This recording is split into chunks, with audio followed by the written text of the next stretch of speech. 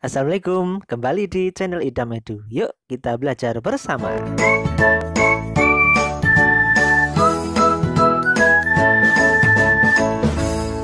Halo murid-murid sekalian, yuk kita lanjutkan untuk pembahasan latihan soal, asesmen kompetensi minimum untuk jenjang sekolah dasar. Nah, kali ini kita coba masuk untuk literasi teks fiksi. Kali ini kita akan membahas untuk literasi teks fiksi bagian kedua atau level 2 untuk kelas 3 dan kelas 4. Materinya maksudnya ya. Tetapi untuk jenjang sekolah dasar dipersiapkan ada beberapa poin yang harus kita pelajari di sini. Yang pertama adalah mengakses dan mencari informasi dalam teks. Yuk kita simak bersama.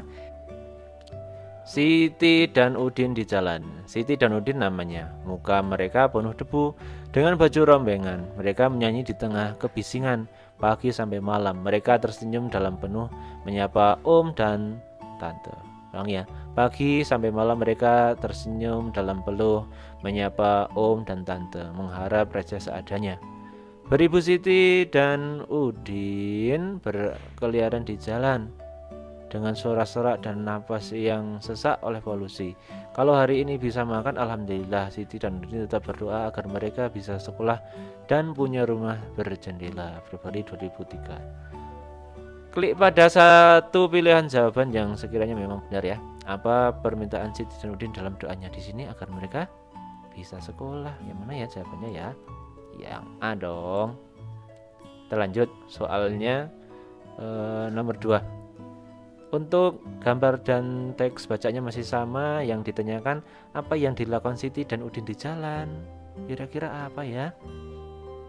Mereka kira-kira apa di sini dengan baju rombengan bernyanyi di tengah kebisingan? Iya, jawabannya arah mereka menyanyi untuk mendapatkan uang atau mereka mengamen. Kurang beruntung ya.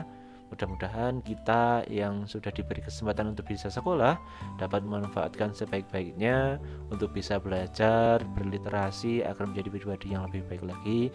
Dan ketika kita menemukan kasus Siti dan Udin, justru kita bisa menolong mereka untuk bisa sekolah.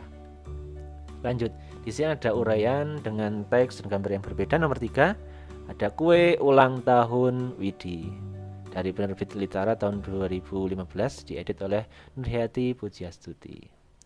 Widi hari ini berulang tahun. Widi senang melihat nenek pulang dari pasar. Widi membayangkan nenek akan membuat kue ulang tahun yang lezat hari ini. Tapi tunggu dulu, apa itu yang dikeluarkan nenek dari tas belanja?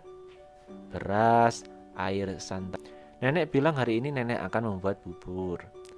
Mengapa nenek malah membuat bubur, bukan kue seperti keinginanku? Pikir Widi, nenek minta Widi membantu nenek. Widi membantu mengaduk bubur. Widi mencium bau wangi. Widi mencium bau wangi dari bubur, kata nenek. Daun pandan membuat bubur menjadi wangi. Setelah matang, bubur dibagi menjadi 2 bagian. Lalu ke dalam salah satu bubur dimasukkan gula Jawa. Gula Jawa ini membuat bubur menjadi kecoklatan. Namun orang menyebut bubur merah. Digabungkan dengan bagian yang putih, maka menjadi bubur merah putih. Nah, bubur merah putih buatan nenek sudah jadi. Yummy. Ternyata Widi suka. Kata nenek, bubur merah putih ini untuk memperingati hari lahir. Nah, pertanyaannya, apa yang ditambahkan nenek ke dalam bubur sehingga menjadi kecoklatan? Apa tadi? Iya, tentunya gula kan, gula yang merah atau sering disebut gula Jawa. Gula Jawa ini kan berasal dari apa? Kalau anak-anak tahu, sahabat Idam Edu, ya dari sari-sari cairan dari pohon kelapa. Kalau orang Jawa mungkin nyebutnya adalah teres ya. Tahu nggak? Nah, mungkin kita bisa belajar di episode video selanjutnya ketika pohon kelapa itu berbuah, nanti untuk bakal buahnya itu dipotong akan mengeluarkan cairan manis. Itulah yang akan diolah menjadi gula Jawa atau gula merah. Nomor 4, jentik. Permisi, boleh kami masuk ke dalam? Ya Pak. Boleh, kami lihat kamar mandinya Bu. Nah, pagi itu sekelompok ibu berseragam biru menyapa warga di setiap rumah di Jalan Mustika. Ibu, ada pasukan biru, seru Nuha. Oh iya, hari ini hari Minggu pekan kedua ya, sahut ibu. Nuha beranjak ke pintu depan dan membuka pintu untuk tamu mereka. Hari Sabtu lalu, Nuha membantu ayahnya membersihkan halaman rumah. Pagi itu, bak kamar mandi pun sudah dikuras ibunya. Rumah Nuha siap menerima pasukan biru. Nuha, sapa Mbak Nurul, salah satu petugas berseragam biru itu. Halamannya rapi. Wah, ada pohon serai untuk menghalau nyamuk juga.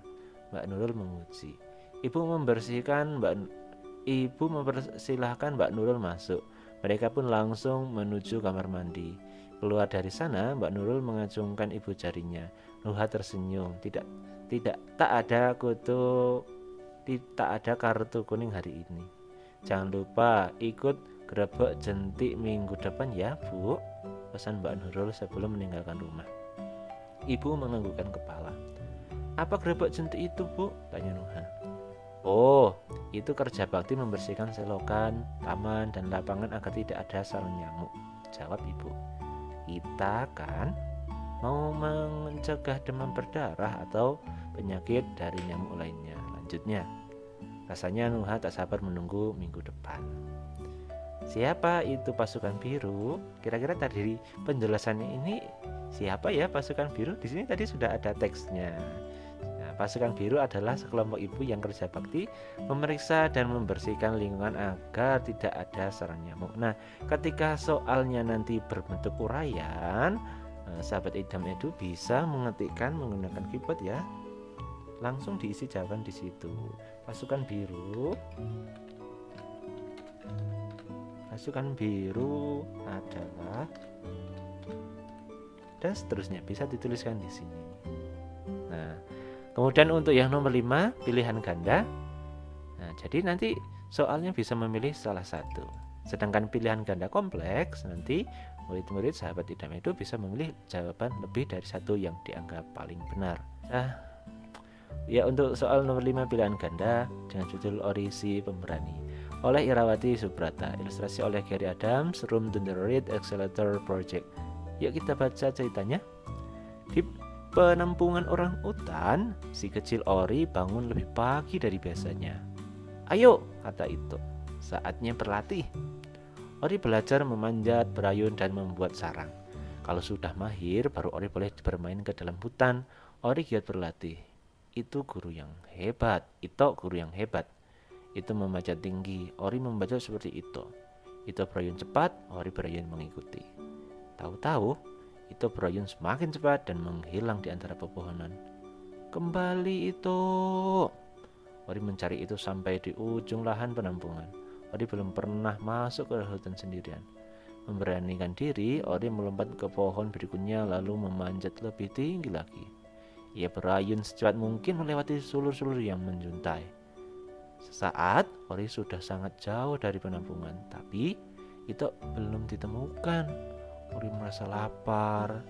Dilihatnya beberapa orang hutan menyantap durian. Mereka mengajak Ori makan bersama. Hari mulai gelap. Ori bersiap membuat sarang sendiri untuk pertama kalinya. Di atas pohon, Ori mendapat itu yang sedang menunggunya. Setelah hari yang panjang, si kecil Ori tertidur nyenyak dan memimpikan petualangannya esok.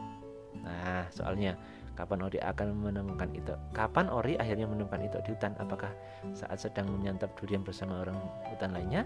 Apakah saat akan membangun sarang di atas pohon? Saat sedang berayun di antara sulur-sulur pohon? Atau saat Ori sedang belajar memanjat? Setelah akhir ya tadi berarti saat akan membangun sarang di atas pohon.